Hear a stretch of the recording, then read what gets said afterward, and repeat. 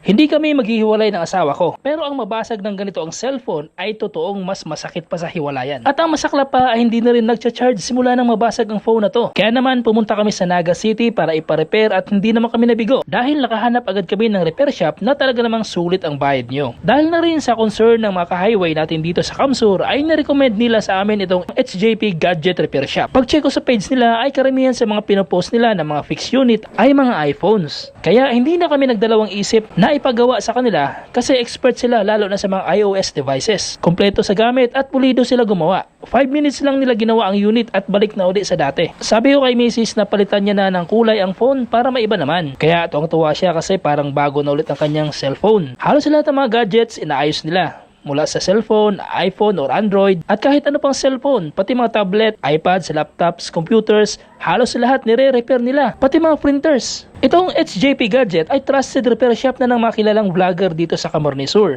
dahil napaka-expert nila at makikita mong pulido sila gumawa. Honest sila sa customer, sinasabi nila kung ano talaga ang sira ng phone. Sure na sure sila at hindi nanguhula lang. Ang location ng HJP Gadget ay sa CBD2 Terminal Triangulo, Naga City. Bali nasa looban siya ng bus terminal, nakatabi nitong bagong LCC. Pagpasok mo dito sa main entrance ng Naga City Bus Terminal, kakaliwa ka lang, then lakad kaunti, then kanan. Diretsuhin mo lang, then liko pakaliwa sa gilid ng escalator ng LCC at makikita mo sa bandang kanan ang HJP Gadget. Sa panahon ngayon, pamahal ang mga cellphone dahil parami ng parami ang mga specs na dinadagdag sa mga phones.